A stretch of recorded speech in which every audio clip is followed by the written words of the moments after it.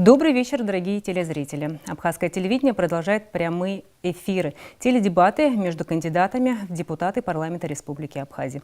И по жеребьевке Центральной избирательной комиссии сегодня у нас в студии кандидаты в депутаты от 8-го округа. От этого округа выдвинулись 7 кандидатов, но у нас в студии сегодня их 5. Добрый вечер. Сейчас я вам представлю их.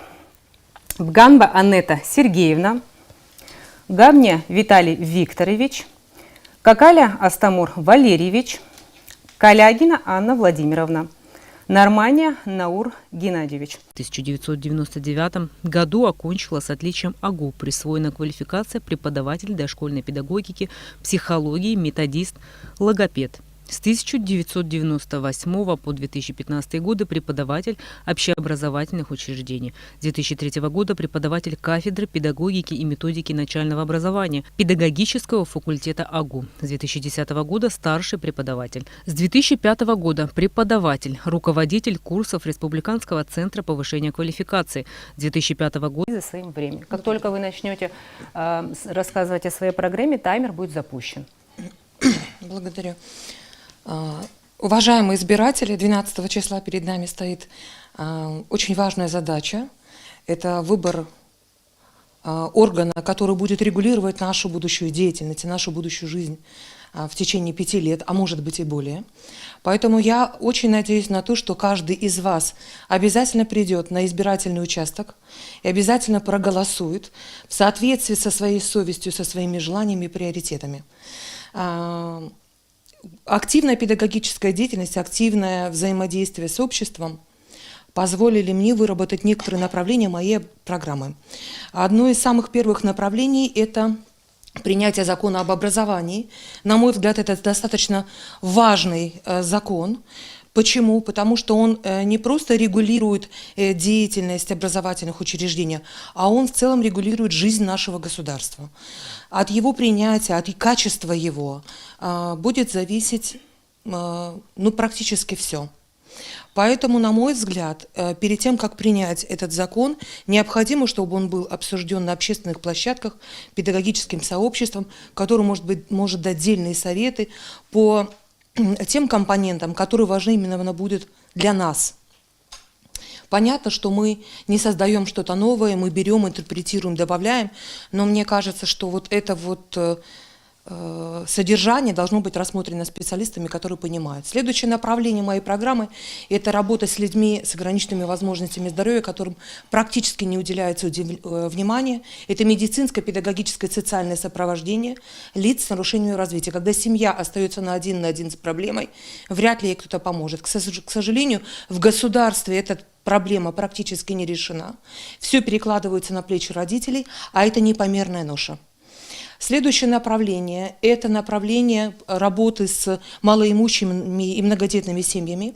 Это создание социальных устойчивых условий для того, чтобы действительно у нас было не просто желание, но и возможности увеличивать численный состав нашей республики. Спасибо большое. Дорогие телезрители, сейчас у вас будет возможность ознакомиться с биографией Габня Виталия Викторовича. Габня Виталий Викторович родился 12 июня 1968 года в городе Сухум. В 1986 году окончил Сухумскую 10-ю среднюю школу. С 1986 по 1989 годы проходил действительную воинскую службу в рядах Советской армии в городе Нарафаминск. Кантемировская танковая дивизия, звание сержант. Тирешимас, добрый вечер. Выскажусь о времени, в котором мы стоим, когда мир вокруг нас стал слишком хрупким. Идет война, и это плохо, но нам не оставили шанса на мир. Мосты сожжены, и нужно двигаться вперед. Россия не может выйти из этой войны, не достигнув поставленных целей, иначе она начнет дробиться внутри своего содружества и погибнет, как великая страна с многовековой историей. Нам нужно понимать, что если Россия преклонит колено, мы здесь на южных рубежах запылаем первыми. Мир после событий на Украине уже не будет прежним. Основное бремя на себе несет Российская Федерация. Мы же не хотим выйти из зоны своего комфорта. У Абхазии и России общая судьба. Это значит, что и победа, и поражение у нас будут общими. Все проходит, и хорошее, и плохое. но остается в послевкусии, о котором обязательно нам напомнят. В какое время мы проводим выборы вне контекста угроз нашего цивилизационного мира, когда баннеры с лицами кандидатов висят на фоне разрушенных зданий и раскуроченных дорог. То, что действительно нам нужно, так это привести армию в порядок, организовать сбор резервистов, сорганизовать добровольцев, принять и душевно обогреть беженцев и провести массовые митинги в поддержку Российской Федерации, на том консолидировав народ. А почему я иду в парламент? Есть накопленные знания, есть опыт администрирования, есть жизненный опыт и желание послужить своему народу. Помимо, есть угроза в том, что новый созыв парламента готовится для политического транзита с целью понижения статуса суверенитета, что для меня является главным вызовом, в результате которого я принял решение идти в парламент. Спасибо большое. Дорогие телезрители, сейчас у вас появится возможность ознакомиться с биографией Какаля Астамура Валерьевича. Какаля Астамур Валерьевич родился 4 января 1976 года. В 1992 году окончил Сухумскую 17-ю среднюю школу. В том же году поступил на экономический факультет Абхазского государственного университета. Во время Отечественной войны с июня 1993 года по октябрь 1993 года рядовой Гудаутского военного гарнизона. Окончил университет в 1998 году. С 1994 по 2000 годы контролер Сухумского рынка. С 2000 по 2001 годы переводчик с английского в международной организации, базировавшейся в Айтаре в городе Сухум. Организация занималась реконструкцией жилья, затем заместитель главы миссии. В 2003 году работал в коммерческой фирме Media Great, город Москва. С 2004 по 2007 годы референт руководителя администрации президента Республики Абхазия. С 2005 по 2007 годы полномочный представитель Приднестровской Молдавской Республики в Республике Абхазия. С 2007 по 2015 годы ревизор Сбербанка Республики Абхазия. С 2012 года по сей день частный предприниматель в сфере производства металлоконструкции. В 2019 году удостоен почетного диплома Международной писательской премии имени Фазиля Искандера в городе Москва за исторический роман «Гостеприимное море». Астамур Валерьевич, у вас 2 минуты. Ну, парламент аж со знакомка оюнтумка из Ахет, мне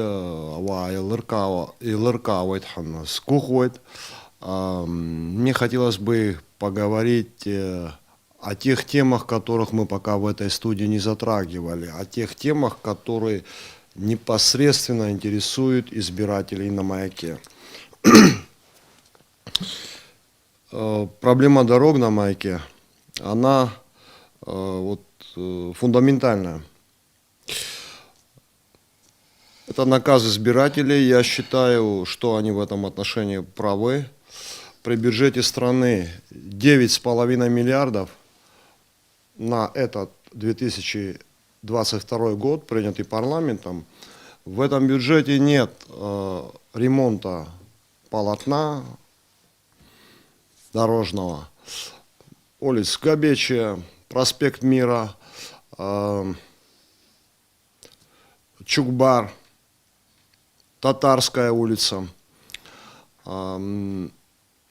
Я считаю это несправедливым распределением финансовых средств, когда на содержание органов власти выделяется свыше 60% бюджета страны, просто проедается бюрократией. Да? Я буду голосовать против такого бюджета, буду вносить поправки в этот бюджет. Естественно, в случае моего избрания, естественно, в случае нового бюджета, да, я гарантирую своим избирателям либо решить эти проблемы, либо уйти. Все. Еще 5 секунд, я могу в фонд АГТРК. Спасибо большое. Дорогие телезрители, следующая биография кандидата в депутаты Калягиной Анны Владимировны. Калягина Анна Владимировна родилась 28 августа 1977 года в городе Армавир Краснодарского края, выросла в Абхазии в поселке Агудзера, училась в Гулерипской средней школе. В 2005 году закончила Московский государственный университет, экономический факультет. В 2019 году получила второе высшее образование в Сочинском государственном университете по специализации туризм. Работала руководителем на предприятиях индустрии гостеприимства. С 2012 по 2014 годы исполнительный директор Союза промышленников и предпринимателей Абхазии, участвовала в рабочих группах при Министерстве экономики по разработке законопроектов. С 2014 года по настоящее время директор туристической компании Агентства путешествий по Абхазии Ацетук Тревел. С 2016 года по настоящее время президент некоммерческого партнерства Абхазских союзов туризма. С 2016 года по настоящее время председатель общественной организации Союз российских соотечественников в Республике Абхазия. Ваше эфирное время 2 минуты. Хлебзекуа хатырзгу ахиюшца дукмурцекуа икало это парламент ахракца абхаракацоид шхы алашерхорц. Добрый вечер, уважаемые избиратели. Уже в скором времени начнутся выборы в парламент. Призываю вас принять участие в этих выборах. Я, как неравнодушный гражданин республики, как общественный деятель, приняла решение осознанно и считаю, что со своим опытом и образованием я могу представлять в парламенте наш народ. Главным посылом, наверное, моей программы – это улучшение экономической, социальной сферы. Нам всем с вами в ближайшее время предстоит очень много работы.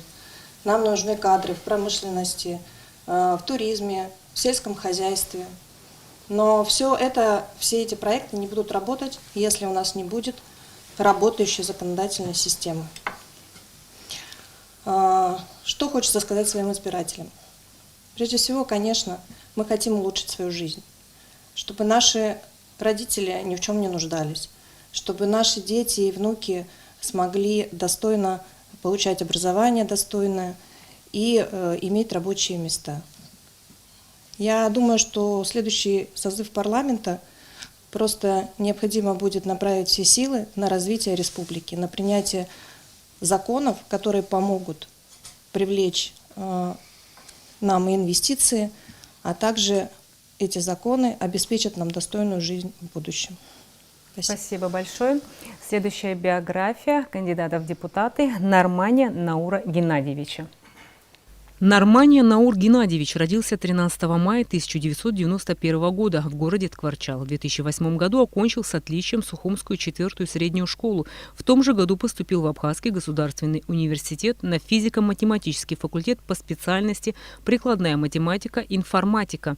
Присуждена квалификация математик системного программиста. С 2010 по 2011 годы работал учителем математики в 7-й Сухумской средней школе. С 2012 по 2015 годы был переведен в Сухумскую 15-ю среднюю школу. В 2014 году был принят преподавателем Абхазского государственного университета на экономический факультет кафедры высшей математики. В 2015 году был переведен преподавателем кафедры математического анализа. С 2015 года по настоящее время состоит в должности главного специалиста управления образования столичной администрации. В том же году был назначен руководителем городского методического объединения учителей математики. В 2017 году Государственным комитетом по молодежной политике награжден как лидер года в сфере образования в номинации «Молодой лидер». В 2020 году присвоена высшая квалификационная категория по должности учитель математики. С 2020 года по совместительству был назначен заместителем директора по учебно-воспитательной работе Сухумской 4-й средней школы, а также в том же году был назначен заместителем председателя комиссии по делам несовершеннолетних администрации города Сухум. Женат, отец одного ребенка. Наур Геннадий Павишему. Акырепсо алхитша. Жюларейзера депутат рахсук кылара, а рейзес хуцные кацовчачоп. Атпыла яху акацаразы, а пышья дыры рыдаки, ятахуп ажлары бзебера. А милапхека изгуа копа царадырра. А царадырра язгуа закон от кылара амтайт. Ихаду зцару пабызшәа аиқәырхара. Аҭаацәа, ахәыҷбаҳча, школ иреиҳау аҵараиурҭақәа зегьы ҭакԥхықәрала ари азҵаара иазнеиуазароуп. Аҳәынҭқарразы малс иҟоу ажәлар гәабзиароуп. Агәабзиарахьчара асистемаҿы иаҭахуп изызхәыцтәу реформақәа. Аҳәынҭқарра ахылаԥшра ду анаҭозароуп аҿар зҵаара. Ирҿиалатәуп аспорт, урҭ ииашоу амҩа рықәҵаразы иҟаҵалатәуп еиуеиԥшым апропагандақәа. Ажәлар зҭоурых ззымдыруа ԥеиԥш рымаӡам.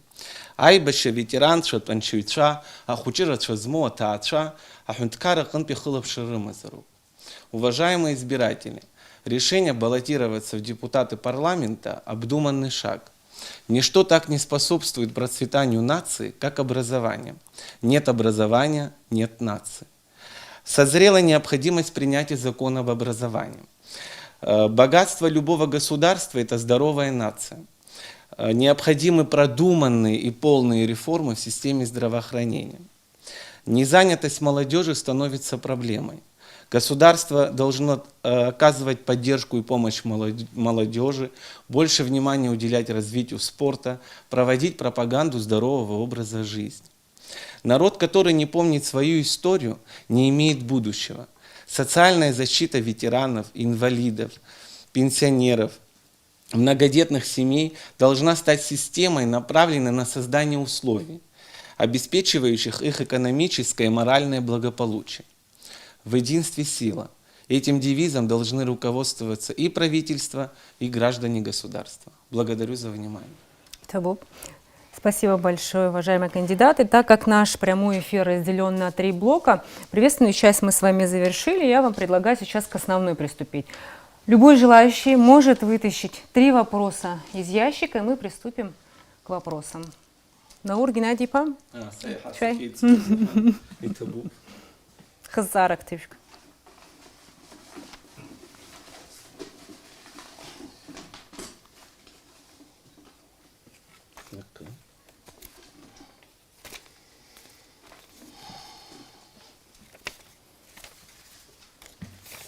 На 3 вопроса у вас 6 минут. В том случае, если вы успеваете ответить на все 3, у вас остается время, мы можем достать еще вопросы и продолжить отвечать на вопросы. Сразу на 3 вопроса мы отвечаем. Да? На все на 3, да, отвечаете. Сейчас я вам все 3 зачитаю, а вы уже по своему желанию можете отвечать на эти вопросы в любом порядке. Пути решения проблемы энергетической безопасности. Что нужно сделать, чтобы наш парламент работал на государственном языке? Какой должна быть политика государства в области образования? Каковы необходимые новшества, которые следует и общеобразовательную школу и высшее образование более конкретизировать работу в этом направлении? Еще раз. Энергетика. Так, энергетика. Язык, государственный язык и образование высшее и среднее. Новшества какие нужны? Какие новшества? Да. И начинаем в алфавитном порядке. Анетта Сергеевна, у вас 6 минут, таймер появится на экране. Если успеваете ответить на все 3, мы можем еще дополнить вопросами. Ну, позвольте начать с 3-го вопроса, потому что он все-таки является более приближенным к моей программе. Я уже отметила, что роль образования позволит преподавателю не совмещать 2-3 работы, да, ввиду того, что мы туристическое государство, большей частью, это не секрет, педагоги подрабатывают именно в летний период времени и эмоционально не всегда готовы к 1 сентября, так скажем. Поэтому, на мой взгляд, мы должны создать действительно хорошие условия материальные, это первое. Второе, если мы считаем себя единым образовательным пространством с Российской Федерацией, то, мне кажется, надо укреплять наши связи именно в этом. Например, стабильное повышение квалификации. Стабильные, абсолютно осознанные, понимающие. Это первое. Далее, мне кажется, что нужно уплотнять эти учреждения специалистами, которые могут включать молодежь, которая там живет и существует, в активную социальную жизнь общества. То есть как бы объединять эти учреждения с жизнью государства. В этом направлении очень хорошо развиваются волонтерские движения. Я думаю, что это тоже будет очень хорошая лепта. Дальше. Практически не существует площадок, где бы мы, педагоги, могли друг с другом дискутировать. Да? И мне кажется, что это тоже есть недостаток, потому что только в общении истина рождается в споре, я скажу по-другому, истина рождается в диалоге. Поэтому создание вот такой вот базы для профессионального профессорского преподавательского состава, она, конечно, нужна. Далее, не секрет, что Абхазский государственный университет является единственным государственным учреждением высшего образования. Я знаю, что качество его работы, я сама специалист, работающий там, оно действительно хорошее, но я прекрасно понимаю, осознаю, что есть очень много вопросов и проблем, которые нам необходимо решать. Да? Но при этом я знаю, что есть хороший контингент профессорско-преподавательский, с которым прекрасно можно работать. Следующий вопрос – это вопрос абхазского языка. Я подойду к этому вопросу так. Да, я считаю, что люди, которые баллотируются в государственные органы, они обязаны владеть государственным языком, абхазским языком. Но мы знаем, что русский язык является языком межнационального, межкультурного общения. Поэтому отодвигать, я думаю, русский язык не стоит. Это первое. Второе. Я думаю, что для того, чтобы человек научился, в чем смысл того? Вот мы говорим очень часто о том, что абхазский язык теряется, его практически нет, дома на нем не говорят, и нам надо что-то сделать. Я скажу так, мы не понимаем, что, являясь людьми, которые говорят с телеэкранов, которые говорят на тех же образовательных площадках, мы не понимаем, что мы транслируем неверную идею. Мы сами создаем вот эти вот барьеры психологические. Например, мы говорим, абхазский язык сложный. Но почему мы так говорим? Почему? Если мы способны создать условия для изучения английского языка, и некоторые владеют им в совершенстве, некоторые из наших кандидатов тоже успешно использовали в своей прошлой работе, это прекрасно, но значит у нас есть и условия для абхазского языка. Мне кажется, что по поводу абхазского языка нужно улучшать методическую базу. Опять же, возвращаясь к тому, что у нас есть очень хорошие методисты. Я сама видела очень хорошие методические пособия по изучению абхазского языка, и я думаю, их нужно внедрять более конструктивно в рамках образовательных учреждений. Я не думаю, что нужно перекладывать все на семью. Не всегда семья способна реализовать какие-то моменты. Если мы хотим сохранить язык, мы должны сохранять его через образовательные институты, детские сады, школы, университеты. Но я бы сказала, что это должно быть очень легко. Если я требую, я создаю условия. Это в моем понимании, но я считаю, что нужно. Конечно, нельзя уповать на действительность, опускать руки и ругать. Надо идти дальше и менять ситуацию в лучшую сторону. По поводу энергетической безопасности. Но этот вопрос, конечно, стоит перед многими кандидатами. Я сразу говорю, что в этом вопросе я не так сильна, но я понимаю одно, что энергоснабжение должно быть в руках государства. Это однозначно. Регулировать эту сферу может только государство. Почему? Если будет все в частных руках, вряд ли мы будем себя чувствовать устойчиво. Ни один инвестор никогда не будет большей частью заинтересован в государстве, чем само государство и мы как народ. Поэтому как это делать? Я думаю, что нужно привлекать, конечно, вот эти 49% отдавать на инвесторов. Я думаю, что в этом вопросе лучше бы, если бы была создана профессиональная группа, которая рассматривала это в долгосрочной перспективе. То есть не на сегодня, не на завтра, а на долгий период. Может быть, есть альтернативные какие-то способы получения электроэнергии. Я знаю, что они достаточно эффективны в частном направлении. Я думаю, что можно попробовать и это рассмотреть. Спасибо большое. Виталий Викторович, с какого вопроса начнем? С энергетики Давайте. по порядку, по списку. Давайте для начала определим, что есть сегодня наша энергетика. Существует ГРЭС, который стоит на балансе Грузии, который ее реконструирует, проводит капитальный ремонт и выплачивает зарплаты. Нашими по существу являются распределительные сети и трансформаторы, которые часто горят и рушатся. В силу определенных известных причин после войны была поделена генерация 40/60. Но после того, как мы вошли в мировые таблоиды по производству криптовалют, сразу идя после 20-миллионного Казахстана, мы сегодня практически потребляем 100% генерации. Мы стали потреблять больше, чем 1,5 миллиона Тбилиси. Понятно, что так долго продолжаться не может, и в любой момент по разным причинам станция может остановиться. Для Грузии это не будет тяжелым ударом, поскольку за это время они построили несколько гидроэлектростанций, в том числе и на самом Ингур выше по течению, что было запрещено техникой безопасности. Но если эта станция остановится в нашем случае, при 100% генерации, мы погружаемся в тьму. Те 30-40 копеек, не копеек даже, а процентов, которые собирают наши энергетики, они идут на амортизацию самих сетей. За все эти 28 лет, за саму генерацию мы ни разу не платили. В этих условиях Российская Федерация нам предлагает некие условия и договор. Я не владею ситуацией и не знаю, о чем речь идет, но нам нужно знать, о чем идет речь, в какой части заявлено наше государство. И понятно, что проблему решать надо, и надо решать ее по-государственному. Скорее всего, решение этого вопроса ляжет на следующий парламент, если в лицах у нас хватит компетенции.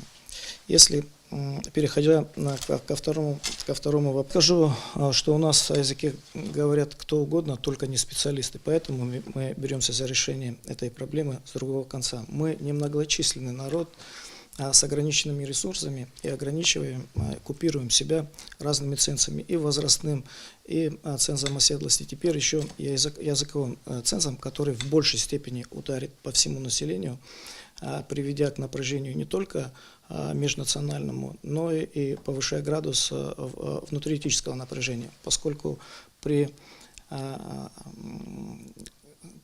слабых наших позициях выбрасывать из оборота специалистов на том основании, что они не знают языка, это просто глупо. Проблема государственного языка, она должна быть всеобъемлющей, с подхватом государственной, с подхватом от самого детства, умной, мудрой, растянутой на целое поколение и с полным финансированием на протяжении минимум 25 лет. Я вам скажу, что такой программы нету, она не существует. Мы просто говорим о решении проблемы сверху, и выглядит это как популизма ради. В нашем случае, в семье, мы воспитываем 3 детей и прилагаем колоссальные усилия, чтобы они говорили на абхазском родном языке. Государственные институты нам в этом абсолютно не помощники. И потом, если вам нужна операция на сердце, вы же вместо кардиохирурга не пойдете к ветеринару на том основании, что он знает язык. Вы понимаете, что вы умрете. Почему люди думают, что со здоровьем так нельзя, а с государством можно? Перед нами стоят на самом деле колоссальные вызовы. Мы не хотим себе признаться в том, что мы стоим на грани потери суверенитета, поскольку людям не нужна свобода, чтобы хуже жить, тем более кратно от стран нас окружающих. Поэтому мы должны быть умны, мудры и как минимум разумны. Спасибо. С какого вопроса начнем? С любого. По поводу энергетики. Ну, смотрите, по поводу энергетики задолго до принятия решения о легализации майнинга мы публикации делали, призывали не принимать такого решения. В итоге будут недовольны все. Это приведет к краху. То есть это мы говорили о том, что о недопустимости легализации майнинга не тогда, когда уже все без света сели, а задолго до этого. То есть это было ошибочное решение. По поводу приватизации перепадных ГЭС, этот вопрос часто поднимается в последнее время, пригласить инвестора, внести ясность в вопрос. Любой честный договор, в котором все вопросы, на вопросы вы получаете ясные ответы, да, он заслуживает обсуждения. А если какие-то подводные камни, они тоже обнаружатся в плане энергетики. Поставить счетчики, и вот, допустим, на, я не знаю, 15 киловатт в час и выключать, да, потребление, да, это вполне достаточно для одной квартиры, да. Теперь, по поводу ферм, обнаруживать их, закрывать, изымать оборудование.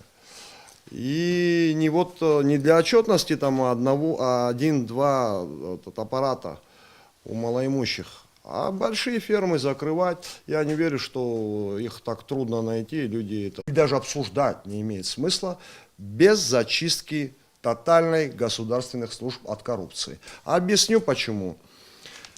Это бюджет Республики Абхазия. Вот смотрите, высшее и послевузовское образование 190 миллионов с половиной. 190 миллионов с половиной. Это открытые данные бюджетные. Потери от хищения в Сбербанке 850 миллионов. Пробоина в инвестпрограмме, о которой говорил президент, 1 200 000 000.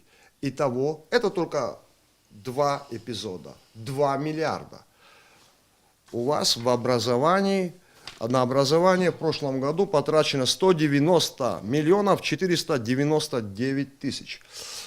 Мы можем вот здесь демонстрировать широту кругозора, обсуждать закон об образовании. Он не имеет смысла без нашей темы тотальной зачистки госслужбы, сокращения громоздкого, неповоротливого госаппарата, перенаправления этих сумм с абсолютной бутафорной бюрократией на реальные программы, помогающие развиваться стране.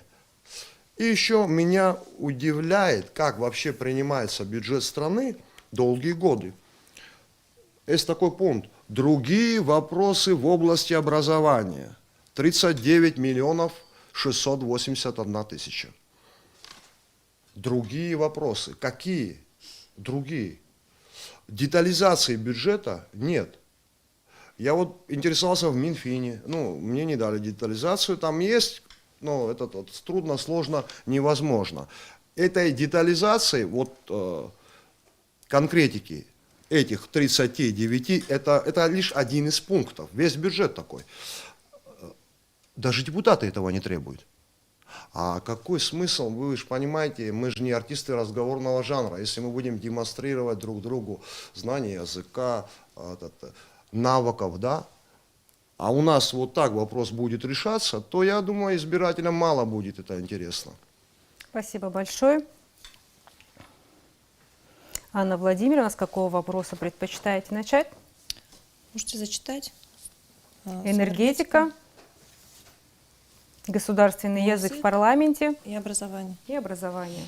По энергетике там вопрос звучал безопасности. Да. Пути решения проблемы энергетической безопасности. Да, в последнее время этот вопрос у нас стоит очень остро. И мы его обсуждаем широко и в рамках предвыборной кампании, и давно уже говорим об этом. Но что касается именно безопасности, я считаю, что безопасность энергетической системы зависит от совершенствования законодательной системы. То есть, совершенствуя законодательную систему в этом отношении, мы можем уже говорить о безопасности энергетической системы. Естественно, конечно, у нас устарели уже сети, у нас необходимы инвестиции, все опять же об этом говорят. Хочу сказать, что я лично против того, чтобы мы пускали инвесторов 100% в эту тему, потому что это опять же энергетическая безопасность. Да, у нас действительно, мы зависим все от ГЭС, которая ИНГУР-ГЭС. Но мы можем найти альтернативные, наверное, искать и стратегически планировать альтернативные варианты энергетики. Вот есть, например, у нас примеры других стран. Есть Австрия, горная страна. У нее очень много малых ГЭС стоит. Но если изучать такой опыт. На малых ГЭС освещается вся страна. У нас горных рек достаточно много. Вот инвестиции в эту сферу, да. Но я уже, наверное, говорила об этом много раз, что именно государственно-частное партнерство может решить этот вопрос. Но этот закон нужно прорабатывать и нужно его принимать. То есть сейчас вот есть у нас закон об инвестициях, там этот закон, есть только одна статья, по-моему, про государственно-частное партнерство. Я опять же скажу, я не профессионал именно в этой сфере, но насколько я этот вопрос изучала, могу сказать вот именно столько, сколько я знаю. Все равно будет принимать решение народ. Самое важное то, что скажет нам народ на это. Что бы мы ни принимали, какие законы, какие решения. Второй вопрос у нас абхазский язык. Ну, я считаю, что абхазский язык выучить можно. Насколько мне известно, был принят закон о языке, когда там говорилось что-то про курсы изучения абхазского языка. И даже в парламенте обучали абхазскому языку. По-моему, Леон Галустян даже ходил на эти курсы. Вот, поэтому так в совершенстве практически знает абхазский язык. Нужны образовательные процессы. Я это говорю как не носитель языка, потому что, по моему мнению, проблема именно изучения абхазского языка. Да, государственные чиновники, мы должны знать абхазский язык. Но вот у меня, например, проблема не только в понимании языка, но еще и в общении. То есть преодолевать барьер общения. Когда, конечно, ты будешь как можно больше разговаривать на этом языке, тебе будет проще, тебе будет лучше и интересней. Да, менять и улучшать образовательный процесс. Это мое мнение именно по поводу языка. И потом нести культуру языка в стране, где именно этот язык несет душу народа. Я считаю, что каждый язык, нужно знать язык народа для того, чтобы понимать вообще этот народ, чтобы с ним в быту жить и общаться. Это культурные ценности, это этнические ценности, исторические ценности. Так сложилось. Я когда вернулась в 2005 году, так получилось, что я искала курсы абхазского языка и не смогла, к сожалению, их найти. Но вот я знаю, что сейчас вот у нас министр образования как раз языковой политики. У него есть опыт. Я даже ходила на курсы, онлайн-курсы, занималась абхазским языком. Учить нужно, учить надо, разговаривать на этом языке необходимо. Второй вопрос — образования. Следующий вопрос. Что нужно сделать для того, чтобы среднее и высшее образование были конкурентоспособны? Какие новшества? Ну, говоря о среднем и высшем образовании, начну, наверное, с среднего образования. Среднее образование, пока дети учатся в школе, я считаю, необходимо обязательно делать профориентацию. Но профориентация должна основываться прежде всего на тех профессиях, которые нам необходимы в стране. То есть это должен быть определенный институт создан, который будет осуществлять профориентацию, направлять детей. Говорили мы недавно совершенно с избирателями про УПК.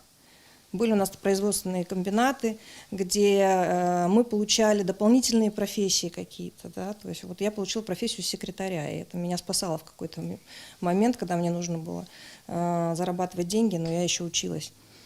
Вот. И по большому счету профориентация, производственные комбинаты, но не в том плане, как они были в Советском Союзе, наверное, какие-то классы, где будут детей, выявлять у детей их потребности, где они лучше в чем разбираются и что им больше нравится. Дальше говорить о высших учебных заведениях, но я бы сказала здесь еще, наверное, о том, что те дети, которые уезжают за границу учиться, нам обязательно нужно принимать поправки в части того, что дети должны возвращаться. То есть они должны быть заинтересованы. Это первое, мы должны предоставить им рабочие места. И второе, мы должны обязать их вернуться. Во многих странах есть такие законы, подзаконы, что если на него было потрачено денег на студента, если он уехал, он обязан вернуться, либо вернуть деньги в казну обратно, в бюджет. Вот. Я думаю, что такой институт бы нам помог очень сильно. Но опять же нужно отправлять детей учиться на те профессии, которые нам необходимы. Хуже всего, когда дети возвращаются сюда, и они не могут найти работу. Они не знают, где здесь работать, и уезжают обратно. Это практически во всех сферах. Поэтому обращать внимание на это, конечно, нужно. Спасибо большое. Наур Геннадий Па Ахера Сыму Пабрестара Псифила Хала Трайвер. И Казатпузи Виларизера депутат Шафинткар Бысфер Хыярхон Ус Руларцаза. Нас ифтахызар наса аубыс Бысфяла Ясифтер Филшот. Это был пиду за нас зараза. Апсу Бысфя Сарам из Гуастар Стахуб Ахучо Чхучо и Каркабжакны Яна Мухва Аштабшква Хюқу нас ускифдирует. Нас ицшки хотацара. Уи дала гарги чазыгацара днуқорги ансифарги асифарги цшки хот. Убрезын абраа сазаат гылани сфарстахын ахучет шухучой натакны ятшавялару папсышала. Нас ахучбах чакнат неует нас ашколах, ахабра'a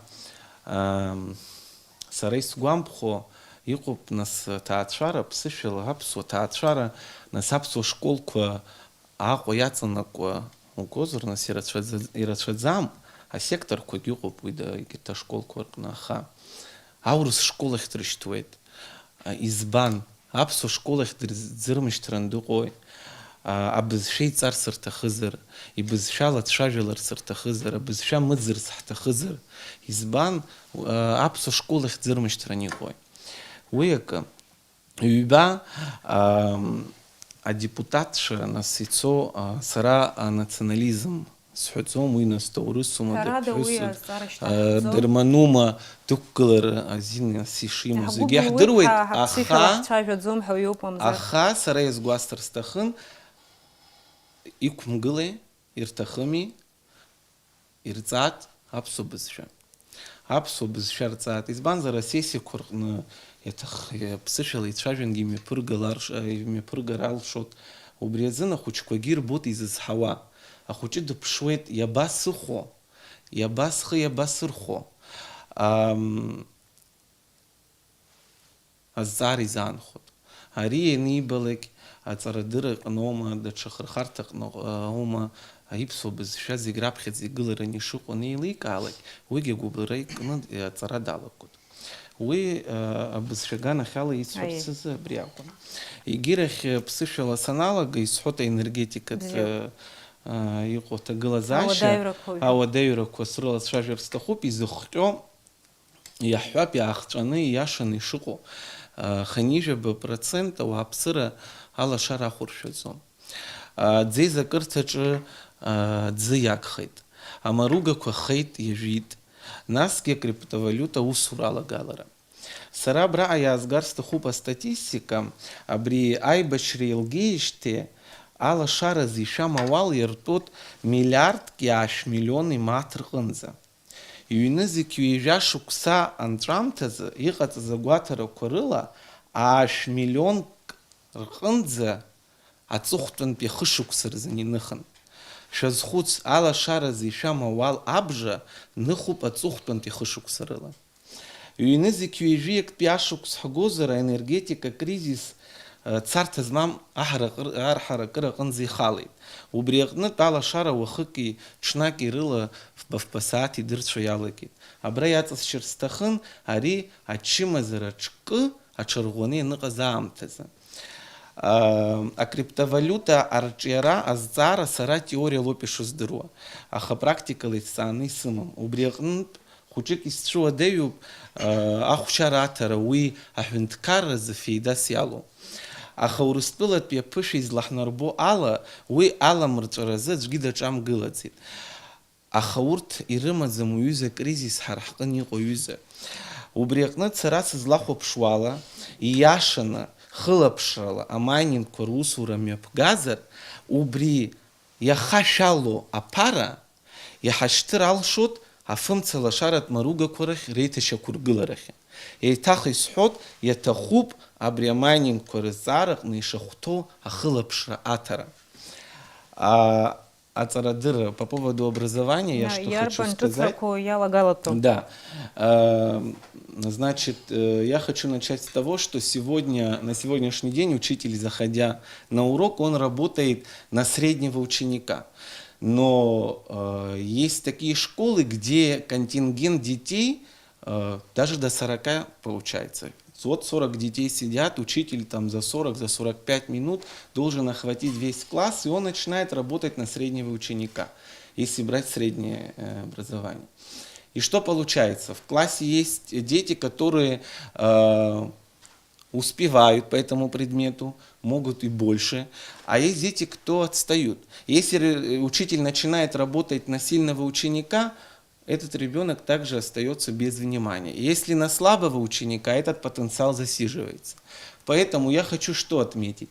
Если будут спецклассы, спецшколы, кабинетные системы, что еще тут хочу отметить? Профильная школа, на мой взгляд, это школа будущего, когда ребенок может например, учиться. Он закончил 9 классов, идет в 10 класс, где будут именно классы с тем направлением, куда он собирается поступать.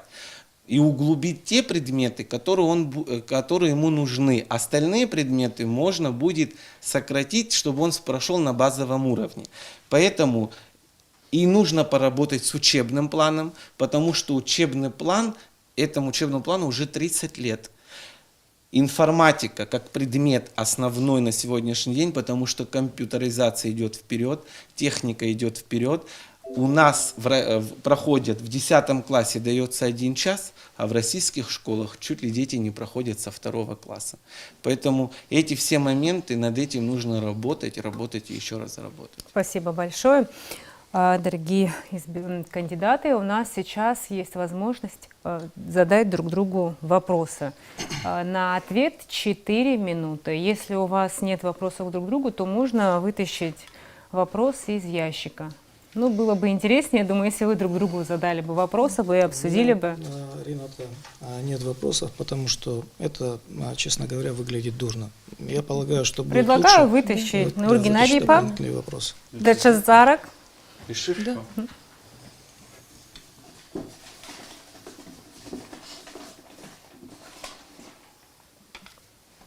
На ответ у каждого 4 минуты. Из каких направлений должна состоять демографическая политика нашего государства?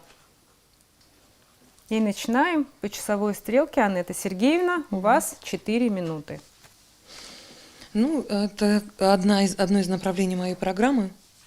И ввиду того, что все-таки моя профессиональная жизнь очень тесно связана с детьми, с семьями, с родителями.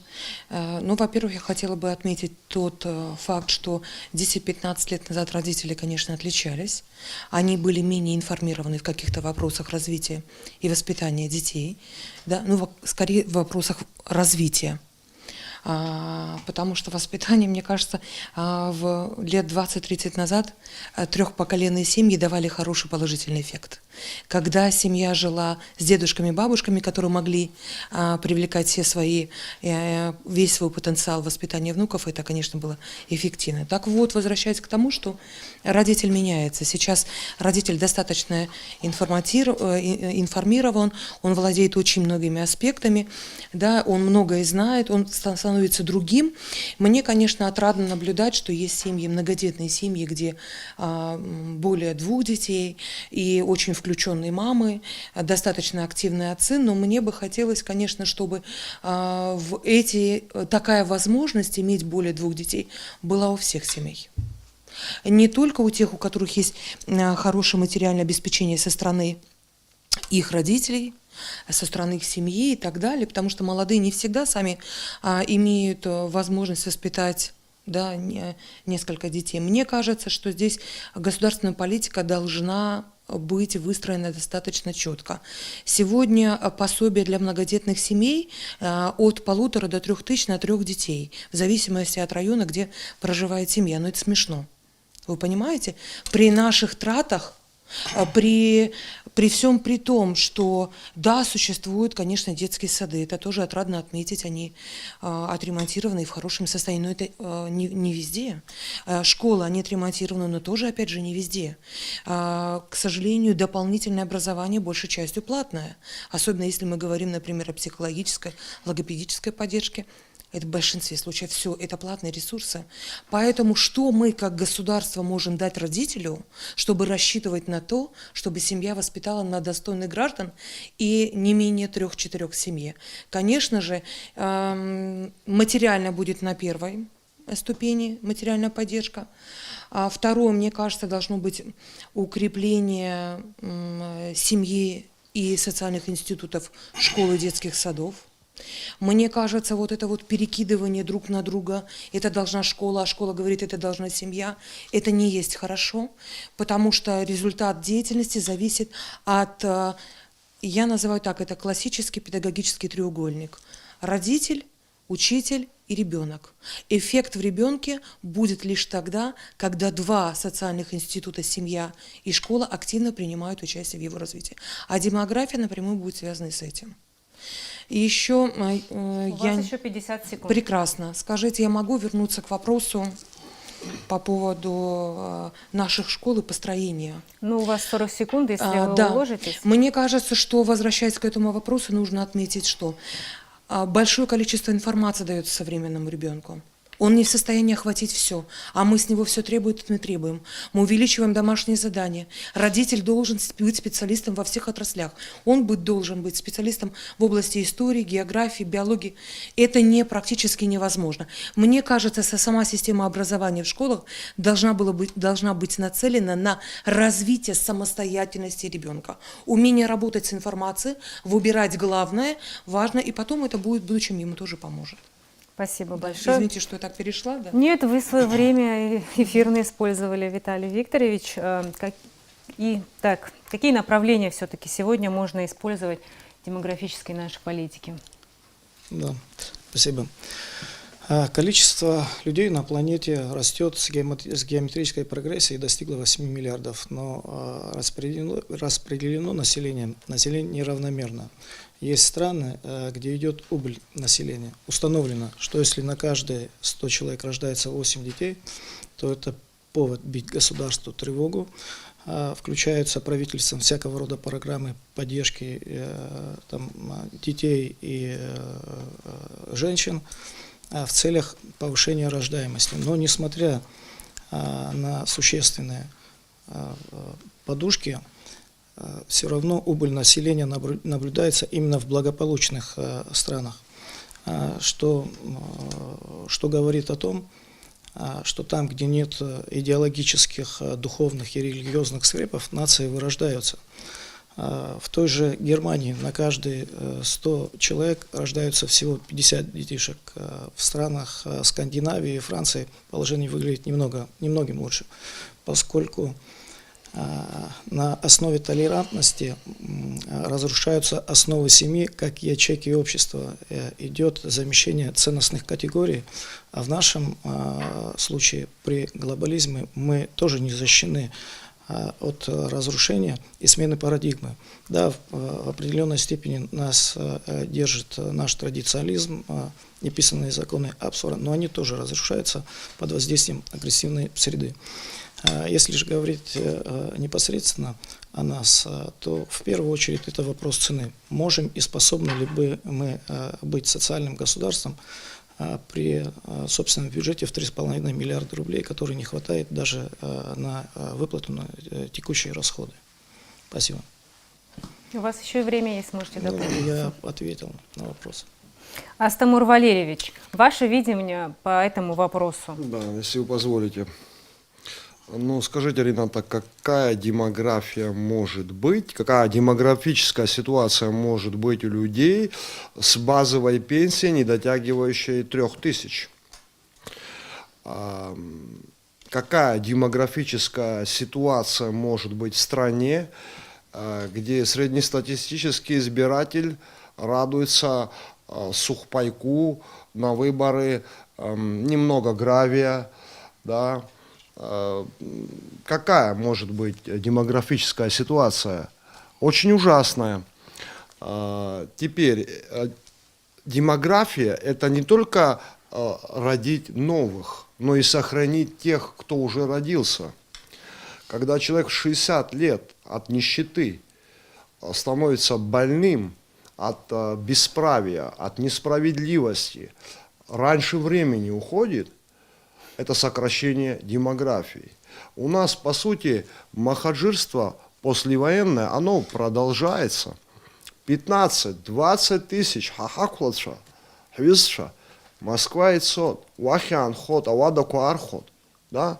Почему они уезжают? Потому что государство приватизировали две основные группировки чиновничьи, а сейчас их молодые фавориты хотят прийти на смену ним. Да?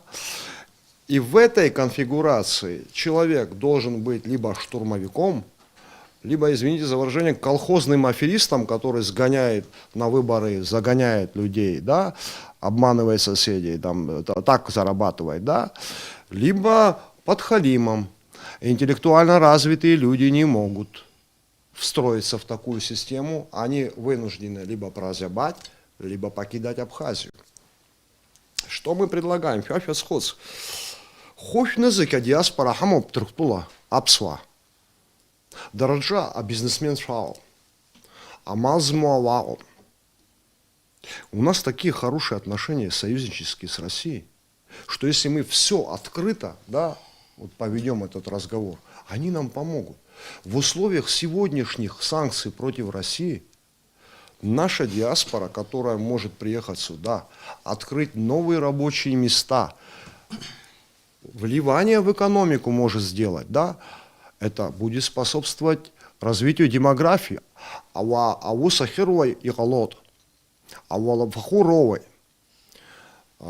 Потом проблема демографии, да, у нас любят поговорить по поводу демографии. У нас тысячи семей граждан Абхазии, Сарелысхзом, Дауросома, Дерманома, Дапсома, Дверзенома, тысячи молодых семей в Абхазии на съемных квартирах живут. Тысячи пустующих квартир, непонятно в чьей собственности, люди ждут, вот, это как лендлорды в Англии были там до протестантской революции, да, сидят на этих активах и ждут, когда они смогут их перепродать. Государству надо навести с этим, этот вопрос надо решить.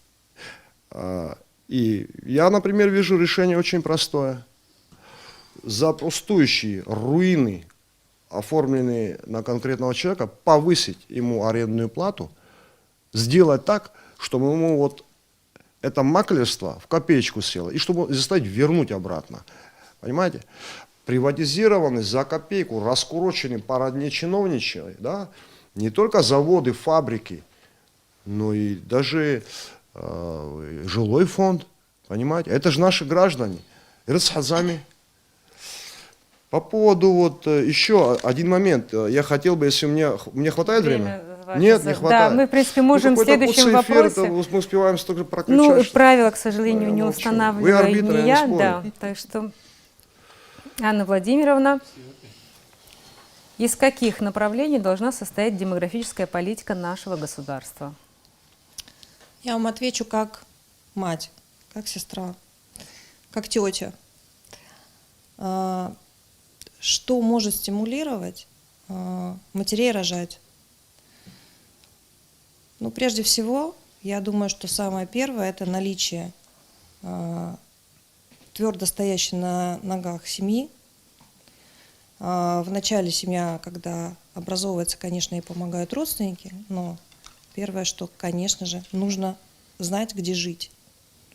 Как правильно было замечено, действительно жить негде. Очень многие живут на квартирах, жить вообще негде. У нас даже не женятся из-за того, что негде жить.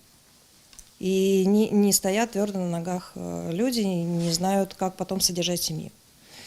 Потом для молодых мамочек самое важное – это медицина. Где будут лечиться дети? Детки всегда болеют, особенно в детстве очень много. Очень важная составляющая – это медицина. Я думаю, здесь вопросы страхования нужно поднимать, да, чтобы все были застрахованы. Это уже как бы и тарификация. Тут большой вопрос, очень такой глубокий про медицину. Не буду углубляться в него, мы про демографию. Еще один вопрос очень важный – это действительно пособие. Как у нас улучшал, например, наш сосед, да, Российская Федерация, демографическую ситуацию. Они дали возможность мамочкам сидеть с детьми, они дали хорошие пособия. Они нашли возможность для того, чтобы платить выплаты какие-то для первого рождения первого ребенка, второго, третьего. Соответственно, этим самым очень стимулировали то, что детей уже больше 2 в семьях. 2 и 3. И, наверное, еще немаловажный фактор – это наличие, соответственно, и детских садов, и школ. Это все, что для детей, для того, чтобы родители были спокойны, что их ребенок родится в медучреждении, все там будет хорошо, потом будет ходить в детский сад, где тоже в детском саду ремонт, ждут его, он там получит хорошее начальное воспитание, и питание, тоже немаловажно. И потом пойдет в школу. Дальше, где он будет учиться в высшем образовательном учреждении, и потом, как он потом вернется, придет и будет работать. То есть это все по цепочке взаимосвязано. Обычно родители думают об этом, обо всем. А что мы можем для этого сделать? Мы, конечно же, должны, опять же, совершенствовать законодательную базу, смотреть на свой народ глубоко очень внутрь, в чем он нуждается, что ему необходимо, поддерживать малоимущие семьи, поддерживать многодетные семьи, которые действительно нуждаются. А поднимать это все можно, наполняя бюджет. То есть гармонизировать наполнение бюджета, совершенствуя, опять же, отрасли экономики. У нас есть отрасль экономики туристическая, сельское хозяйство. То есть это все можно развивать, давать рабочие места и наполнять бюджет. Спасибо большое. Наур Геннадьевич, ваше мнение по этому вопросу? Я вот согласен со Стамуром Какалием. Хотелось озвучить тот момент, а это на самом деле так и есть. На сегодняшний день люди молодые создают семьи, а у них нет жилья. Они, например, если в семье 3 детей, на Савинируму, Татшаджи, Иртапикирти, Арцой, все занято. Они начинают снимать квартиру. Там 15-20 тысяч в месяц. Он зарабатывает, а тратит на жилье. Тогда, когда у Рустпыла Хахуб Швазар, а ей нас, у них и Мариопиха, а ипотека Рыму, они хотя бы знают, что они платят там за месяц только какую-то сумму, но через несколько лет эта квартира будет их. Так и тут я понимаю, что государство сейчас закупить все квартиры не могут. Систему кредитования для молодых семей. Да, если хотя бы 10 квартир в год, 15 закупить, дать возможность молодым семьям заселиться. И они хотя бы будут понимать, что они платят деньги за свое, и через несколько лет это будет их квартира. Это один момент. Второй момент. Диаспора хуи сакушахатуб и рымо палшара рыдгилахиги жует я ует харги хучик харыва гыларо ари хайвам гыла конари хайцхраро перги шхадах гыло харги хыда хархот харги хайцхраует хайцхраны юнги огварат регионы тқалар и таатшаги айгот юз шагирейхот аба всабас срыдрыкылет хакижир пепшатагыла зааши хамоп зигиманшалоп сусура сахала газабасиопаха харахна джиджидиха топ в том плане, что кто-то, грубо говоря, крышует кого-то, а ризиги-зигери нырбалыки аба всабакуши сабана ноге и зиги-зиг каждый дукснотсот. Уи Аюба. Нас, братка, сам Тесхиархона, я хочу отметить вот по поводу демографии. Да, по поводу садиков. Люди мучаются. Многие семьи говорят, там нет мест. Они ждут, выжидают своей очереди, ждут много времени. Нужно строить садики. Насчет школ. Вот я не озвучивал тот момент, что вот даже если брать Маяк и Депо, вот у нас 3 школы. 7-я школа, 8-я школа и 12-я школа. Малочисленные школы. Тогда, когда городские школы забиты, переполнены. Когда пошел указ о том, что нужно по прописке только зачислять ребенка в школу, начинается «Валатахыла кинтыжмаха», должен мой ребенок учиться в этой школе. Естественно, почему он это делает? Вы посмотрите, население-то знает, школа не имеет спортзала. Когда нет спортзала, урок физкультуры где проводить? На улице. А если идет дождь, то дети заходят в класс, играют там в шашки, рассказывают они о спортивной жизни. И все на этом. Школа без ремонта. Хотя бы начать с того, что я не говорю, ремонт сделать во всех этих 3 школах в одночасье. Хотя бы спортзалы. Начать нужно хотя бы с этого. И в холоде. Я очень много раз посещаю, хожу на проверки. Сидеть на уроке, один урок в таком холоде посидеть, а 6 уроков, как ребенок сидит, да и учитель тоже. Арт рыцхау. Арехала пшата талтуб, арт проблема коги, харишайр, демографик штахует, а кытавар тема самхадзет из банзеруртки насилу похучира чезмо таатша. Ха, сам-то сходзом, умбрис фаргистахана. Табу Вы Пидудзина. мне дадите 20 секунд?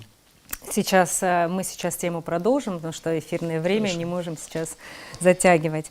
Вопрос от ведущего. Я бы вот хотела все-таки одну тему продолжить в ходе нашей беседы. Возникла такая мысль.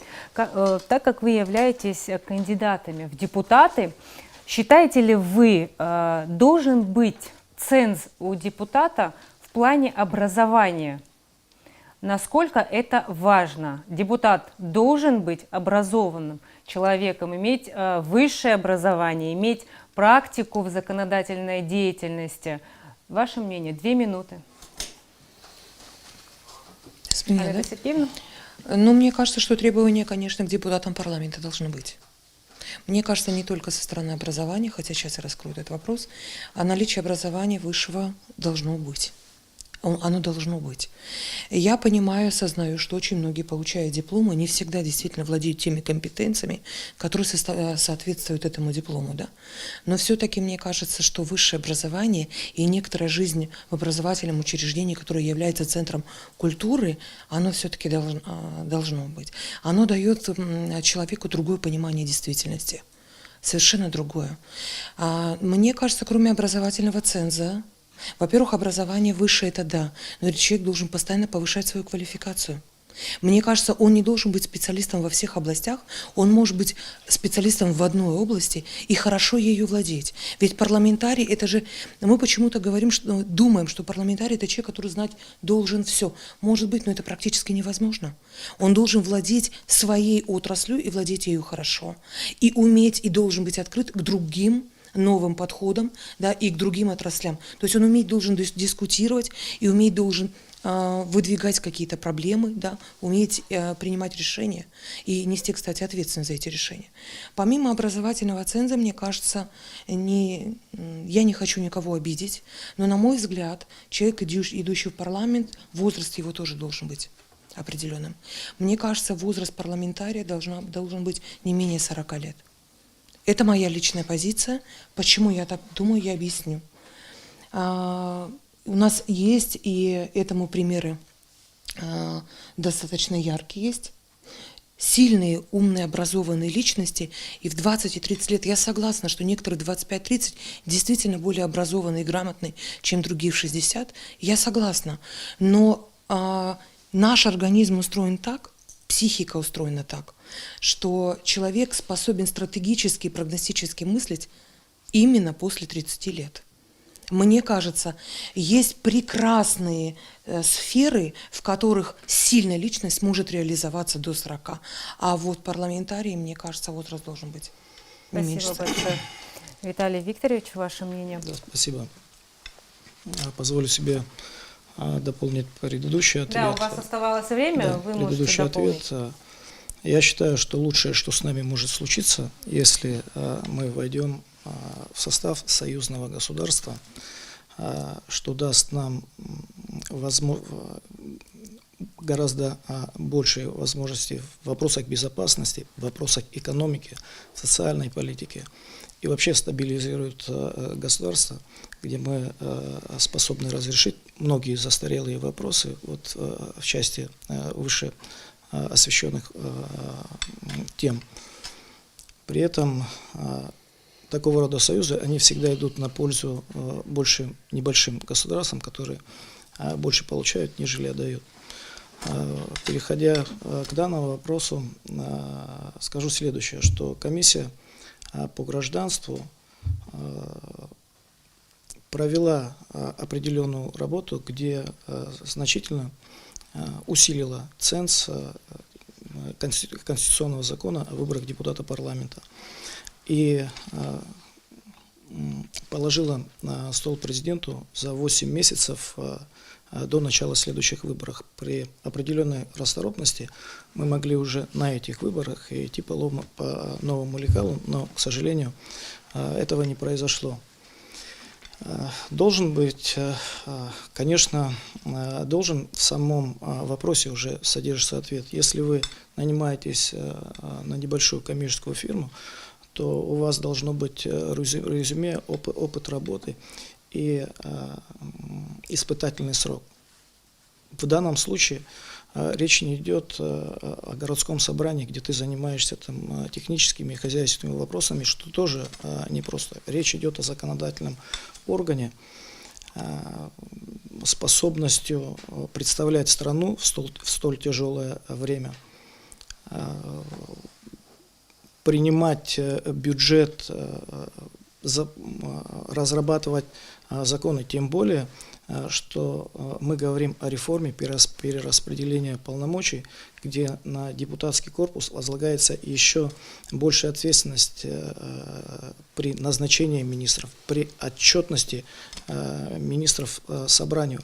А на кого мы эту отчетность повесим? На там, молчунов, которые в течение 5 лет не издали ни звука, или прогульщиков, которые могут месяцами не приходить на сессии, и за это им ничего не будет. Конечно, Виталий нужно. Викторович, у вас оставалось тогда 2 минуты, мы вам таймер включили, у вас есть еще минута, 9 секунд, можете дополнить свою мысль. Ну, в данном вопросе я раскрыл. Спасибо. Спасибо большое. Астамур Валерьевич, ваше мнение? Ценз об образовании, да, он, вы понимаете как, все, о депутате мы говорим, правильно? Народное собрание. Я понимаю, да.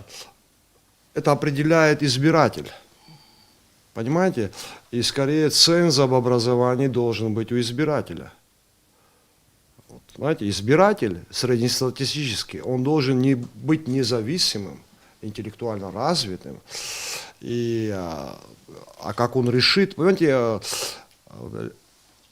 может избиратель хочет просто человека, который вам даст, я не знаю, вот, подарок, да, просто подарок под выборы, да, а понимаете, это избиратель, он решает.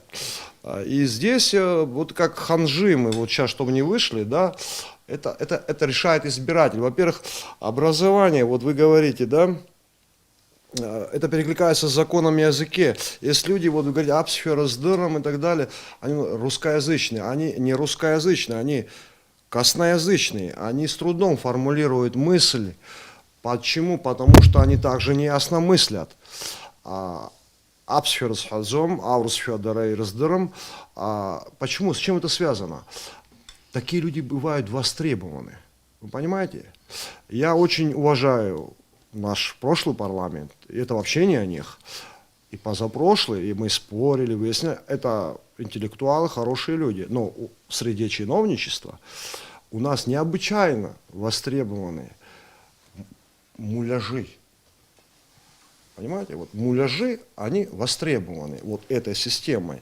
Если я говорю, Дермит Гулия Дафгар, да, и человека, который умело распределит финансовые средства между теми, кто должен перетащить, этот человек обыграет на выборах Дермита Гулия.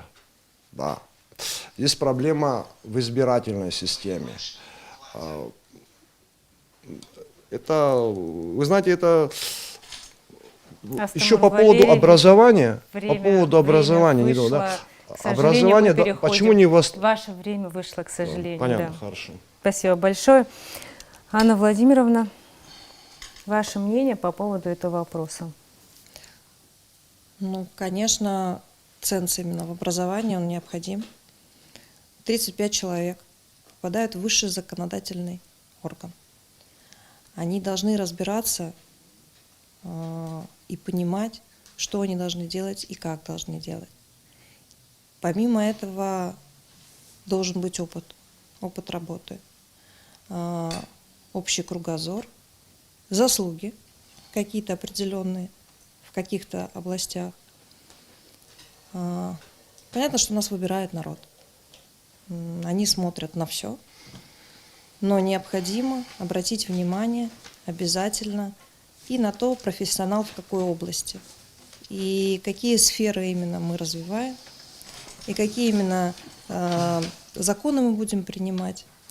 Все-таки высшее образование, оно необходимо, это даже не обсуждается. Поэтому здесь даже много говорить, я думаю, не стоит.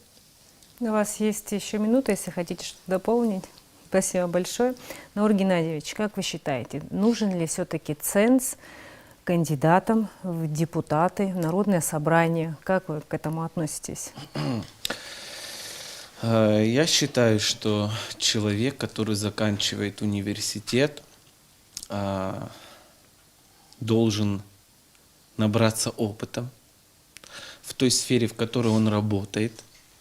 Набравшись опытом, вот солидарен с тем, что было сказано, что с возрастным цензом, считаю, что 28-30, ну, с минимума, если брать, может идти в депутаты парламента. Он, попадая в парламент, я считаю, что вот 35 человек попадают, все сферы деятельности в глубине знать все ни один человек не сможет. Если хотя бы из этих 35 депутатов каждый из них будет знать, понимать свою сферу, он в которой работал, хотя и другие вопросы они должны понимать, и потом он может сесть и изучить данный вопрос, подготовиться к сессии, хотя он не работал в этом направлении, он не знает глубину, все равно опыт имеет большое значение. И я считаю, что высшее образование однозначно должно быть у депутата парламента и опыт. Вот это мое мнение. Спасибо большое. Уважаемые кандидаты, мы подошли к заключительной части. Сейчас у вас будет возможность обратиться к своим избирателям. На это у вас отведена 1 минута эфирного времени. И уже по традиции мы начинаем с Анетты Сергеевны. Ваше время эфирное. Я начинала так выступление, его завершаю. Уважаемые избиратели, я надеюсь, каждый из нас, проживающий в Абхазии, выстраивает свои приоритеты в соответствии со своими интересами, в соответствии с направленностью личности, в соответствии даже с тем округом, в котором он проживает. Но я бы хотела, чтобы, выбирая 12 числа, вы понимали и осознавали, что вы выбираете человека, который будет формировать жизнь вашу в будущем и жизнь вашего государства, государства, от которого вы напрямую будете зависеть. Я не хотела бы затрагивать этот нехороший вопрос, но мне кажется, что сделать это стоит. Я хочу, чтобы вы поняли, Астамур Какаля часто говорит об этом, что сегодня, покупая за 5000, вы завтра вынуждены будете отдать в 10 раз больше. Понимаете? Вот я хочу, чтобы каждый из вас это понимал. Вы сегодня возьмете лекарствами, продуктами, деньгами, но завтра вы заплатите дорогами, образованием своих детей, низкой пенсией и всем остальным. Не надо думать, что я так сделаю, другие сделают по-другому. Нет. Несите, пожалуйста, ответственность лично за себя, и в кабинке, где вы окажетесь 1 на 1 с бюллетенью, пусть заиграет ваша совесть. Спасибо большое. Виталий Викторович. Мы как мантру повторяем о необходимости баланса ветвей власти. Последнее возможно только при независимом парламенте, не позволяя исполнительной власти использовать абсолютную власть без ограничений. Мерилом кандидата должна стать его репутация, профессионализм, опыт, принципиальность и дух, способность отстаивать общие интересы под давлением, а не брат, сват, сосед и хороший парень. Нам выпал шанс построить государство на своих исторических землях, но мы осознаем, что можем не справиться, поскольку подвержены местечковым интересам, не давая стране повзрослеть. На какое будущее мы вправе рассчитывать, выбирая тех, кто не обладает необходимым набором квалификаций, не способны представлять страну в столь сложное время. Наш депутатский корпус должен быть совещательным собранием единой нации, с коллективным разумом, с пересечением всего спектра политических мнений и разностей, но с единым общим государственным интересом на выходе. Только политические нации с коллективным разумом способны строить успешные государства. Обращаясь к зрителям, к избирателям, скажу: придите и проголосуйте как нация, без разделения на своих и чужих. Дайте возможность поднять и построить эту страну, где каждый из нас ответственен за будущее наших детей. Спасибо большое. Астамур Валерьевич. Если вы позволите, я согласен это с вами. Жизнь тяжела, да. Многие люди от безысходности просто, да. Бывает так вот, да, вот кто-то подарок получил, кто-то... Но выборы будут тайные. Никто и никогда не узнает, как проголосовал избиратель. И вот Анета правильно сказала, человек вот по совести должен поступить вот по совести, да. И еще, если у меня есть немного времени, я хотел бы поблагодарить Джансуха Адлиба, Ингуашуба. Вот Джансуха общественный деятель, его хорошо знают, а Ингашуба медсестра во время войны, предприниматель. Поблагодарить Даура Цвинария, наших избирателей, предприниматель, который создал производство мебельное на Маяке. Я познакомился с прекрасным человеком, его Игорь зовут. Цех в Атоле токарно-механический. Они не позволили его растаскать на металл, и при минимальных вложениях он и сейчас заработает. Вот такие замечательные люди живут у нас на Маяке. Спасибо большое. Удачи вам, Бог милостив. И еще один момент, немаловажный. Я прошу, с учетом всех наших опасений, службу госбезопасности, Министерство внутренних дел, прокуратуры нашей родной, да, обеспечить конституционные права граждан. Не позволять перед выборными участками, чтобы вот парковались машины, попытки выборной карусели и так далее пресекать. Мы тоже это будем пресекать. Эти люди... Нет, это очень важный момент, и для него и организованы выборы. Мы обращаем внимание государственных институтов на фундаментальное право граждан на волеизъявление. Они должны его защитить. Спасибо. Мы верим нашему правительству и нашему государству. Пусть они нас не подведут. А мы поможем им на улице. Правильно? Джентльменская. Анна Владимировна, ваше обращение к избирателям. Уважаемые граждане Республики Абхазия, уважаемые избиратели, вам предстоит очень ответственный шаг, и я надеюсь, что каждый подойдет к нему взвешенно и обдуманно. В ближайшие 5 лет нас ждет изменения во всем. Мир меняется, мир не стоит на месте. Давайте не будем терять эти 5 лет и выберем именно достойных кандидатов, которые смогут действительно поспособствовать развитию и процветанию республики, за которых нам не будет стыдно и которые действительно принесут пользу нашему государству. Спасибо всем большое. Спасибо. Наур Геннадьевич, вы можете обратиться к избирателям.